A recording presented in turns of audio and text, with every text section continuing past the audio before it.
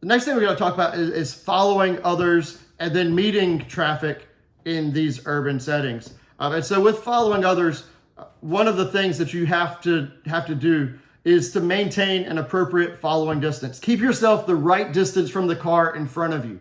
Okay. And we talk about the 3-second rule with that, right?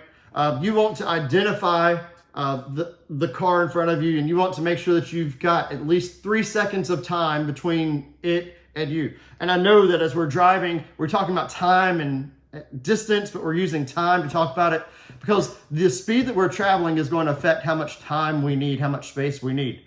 Okay, we'll talk about that a little bit more in a second. But the reason that we want to give ourselves plenty of distance, okay, is because the further away from the cars in front of you are, the more that you have the ability to see around it, right? If you think of a big box truck, a big 18-wheeler, if you're right up on the back end of that 18-wheeler, you are seeing the back side of the 18-wheeler. But if you back away from it, you begin to get a much bigger picture. Okay. Another way to think about it is like at the movie theater. If you sit in the very front row of the movie theater, the screen is right there in your face, right? But as you slide further back, you actually are able to see the whole screen. I can remember watching an action movie. I believe it might have been one of the early Batman movies. I don't know, The Dark Knight. And I went and I had to sit in the very front row of the theater, right? The theater was full, it was packed. And when I got there, the only seats left were on the front row. And I spent the whole time having to do this as I looked at the movie screen, right? It wasn't very enjoyable for me. Next time I saw it, I was able to sit a little bit further back in the theater and I didn't have to turn my head, right? I could see the whole screen. I could see around just what was right in front of me. And so that is kind of the picture as we're following cars. We need to give ourselves distance, right? The more space you give, the easier it is for others to see you as well, okay? And then it gives you a little bit more time if something were to happen. If the car in front of you hits its brakes, that gives you the time to identify, predict, decide, and execute, right? Oh, brake lights. Ooh, I need to stop. Ooh, put my foot on the brake and hit the brake, right? I've got to do all of that, and that gives me the time. If I'm right up on it, literally my brain is not going to be able to process fast enough for me to avoid a collision, so I need to give myself space to do that, okay? And then, like I said, if something happens, we have that space. So how do you determine this 3 seconds? Well, first of all, you pick some sort of a fixed point, right? So you see a line in the road maybe, or you see a street light or a parked car. When the back end of the car in front of you crosses that point, you begin to count.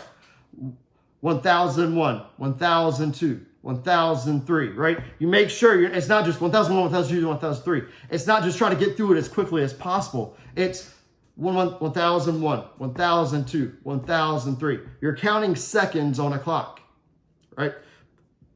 By the time you get to 1003, your front end after 1003 should cross that same point, okay? And so if we're driving down the road, I pick a street line, okay? I see that we're coming up with an intersection. There's a white stop line painted, and the car in front of me crosses it. It crosses backside, and I start counting 1001, 1002, 1003. If my car has passed that white line before I get to it, before I get all the way through 1003, that means that I'm too close to the car in front of me. I need to slow down. I need to back myself up and give myself more space, okay? The 3-second rule is to give us time to react. That doesn't account for stopping distance and all of that. But what it does, if the car in front of us were to slam on brakes, it's not going to stop immediately, right? It's going to take some time to stop. So the 3-second rule gives us time to react, and then we can hit our brakes so that we can avoid that collision because we're going to have stopping distance as well, okay?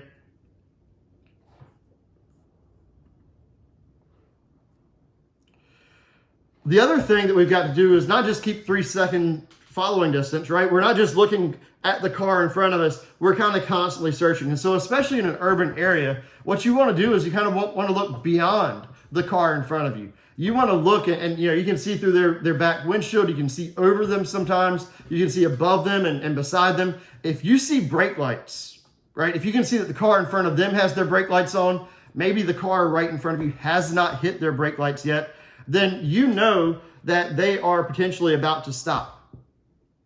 Okay, and so be ready for that. Okay, start slowing down, start taking your foot off the gas, covering your brake. We'll talk about here in a second, getting ready to stop. Because if the car in front of them has their brake lights on, more than likely the car in front of you is going to have to stop as well, right? So that just gives you a little bit of extra time, right? Be prepared to stop. There's certain areas in cities that you know you might have to stop, okay?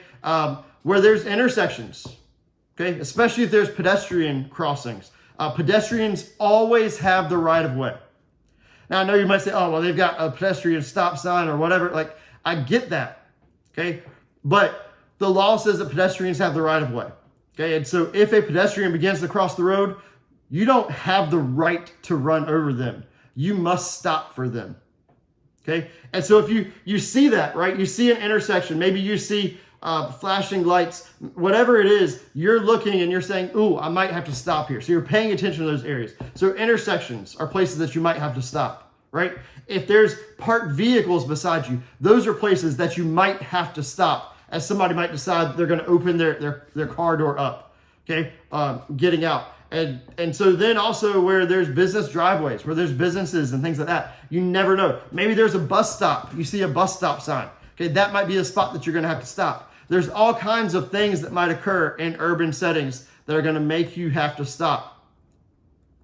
Okay, in terms of other things, right? Sometimes you're not always able to focus fully on what you're doing. You're having to figure out where you're going. Okay, you might have to turn onto Washington Street, or you might have to turn onto Wilmington Drive, or whatever it might be that you're having to turn onto. And so as you drive, you're having to look. You've got to look for street signs, right?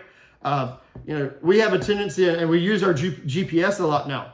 Okay, and that helps us a little bit. Turn right here, but in a setting where we are looking for something, we know that we're going to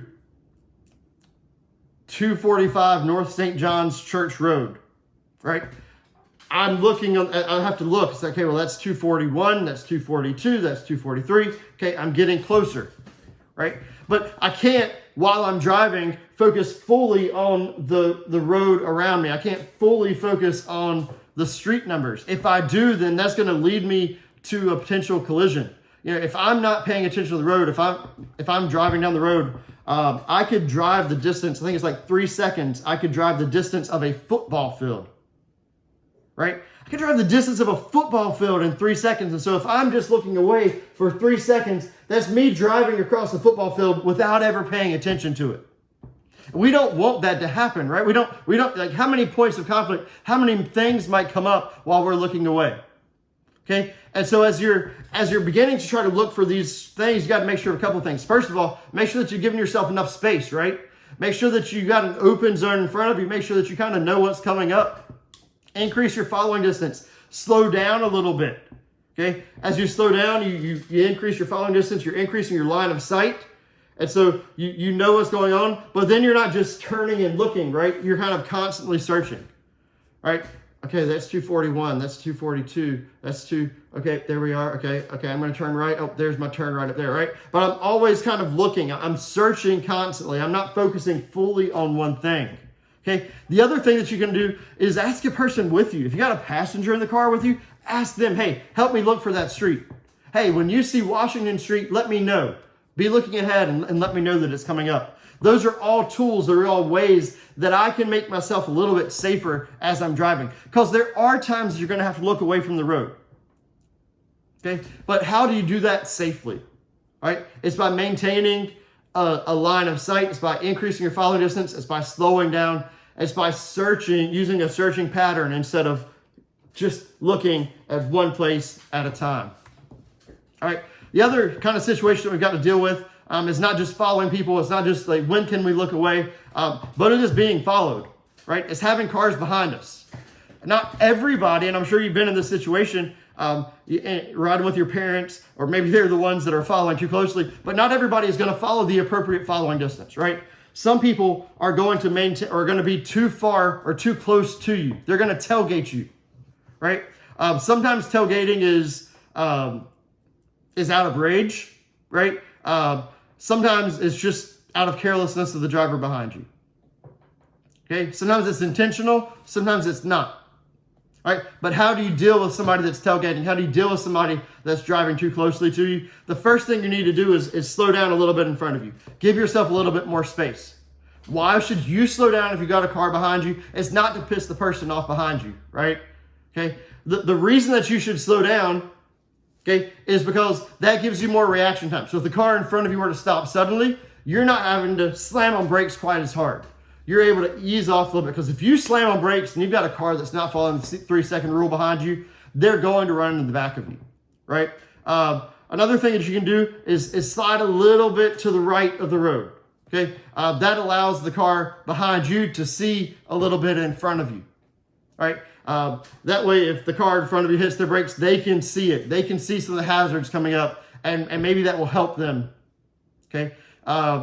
As you are driving, you've got a car tailgating you, signal early for things, okay? Put your turn signal on a little bit sooner than you might normally would have. You know, tap your brake. And I'm not saying like slam on the brakes. I'm not saying brake check the person behind you, because that's a bad thing. You don't want to be in a collision, okay? If you brake check somebody, you're asking for a collision, right? You don't want to be in that collision, but you can tap your brakes and your brake lights will come on. Your vehicle doesn't really slow down any, okay? And that warns them, hey, I'm about to stop. Hey, back off a little bit. I'm about to stop. Okay, so tap your brakes, then ease yourself on the brake as you slow down. That's giving them time to react to you. Put your turn signal on a little bit sooner. My parents used to live on Highway 17. The speed limit's 55. People fly on that road though, right? And so I would have to turn into their driveway, and I would always, so what I would do is I'd turn my turn signal on a little bit sooner than normal, so the cars behind me know, hey, this guy's about to turn, right? Then I'd tap my brake, okay? Like I'd usually put 2 taps on so my brake lights would light up. So he would be like, okay, what's going on here? Okay, then I would start slowing down. I would start slowing down a little bit sooner than maybe I normally would have, so those cars would have time to react to me. They would be able to slow down. They see my turn signal, they see my brake lights, and they see me slowing down. Okay, and then sometimes we're going to come into situations and they're going to be more extreme with somebody behind us, and so at that point in time, maybe we change lanes, right? Okay, maybe we're driving down the interstate and we're in the left-hand lane and somebody comes up and they're right on our back end. Go on and pull over, okay? Or we begin to find us a place that we can pull off the road and let them pass us, okay? Other oncoming traffic issues that you might have to come along with or deal with. If you're driving along and you see a car coming the other direction and they are crossing over the center line, okay? What does that mean? Okay? What does that mean for you? What does that mean for what you need to do? And so you've got to use that IDPE process, or IPDE process, okay? So that you can help to determine what's going on, right? There could be a lot of reasons for this, and they're listed on the PowerPoint. I'm not necessarily going to go through all of them, right? It could be an impaired driver. It could be that they've got poor judgment. It might be that they're distracted, okay? It might be that something is happening, that they had to avoid. Maybe the car on the side of the road opened their door up, causing that person to have to jerk over a little bit, okay? Maybe they had a child that ran out into the road and they swerved to miss it, right? There could be any number of things that causes that to happen. But as you're searching the road, as you're aiming high, as you're searching in this IPDE process, you're able to maybe see like, okay, well, I see what they had to avoid. And so that gives you a chance. Like when you see somebody doing that, all right, start slowing down. Start getting a little bit over into your lane, a little bit further away from the center line to give them plenty of space, right? Okay. The other thing is turn your headlights on or flash your headlights at them. Okay. Let them know, hey, I'm here. Pay attention, right? Beep your horn if you have to. All right. You're beeping your horn is not a cuss word. It's not a bad thing. That beeping your horn is letting people know, hey, I'm here. Hey, watch out. Okay. And then if you've got another lane you can get to, or you've got somewhere else that you can go, be prepared to move to the right. Okay. If you got open zone now, if it's the side of the road, if you're on a 2-lane road, this might not be your option, right? Okay. But get over as far as you can. Begin to slow down and come to a stop off the road if you have to, because you do not want to get head on. The head-on collisions, the frontal quarter collisions are some of the most dangerous collisions that we can get in. okay, where you're hitting your driver's side of their driver's side. Because now you're not just dealing with the 55 or 45 or 25 miles an hour of your impact, you're doubling that because you've got somebody coming at you going probably the same speed, right?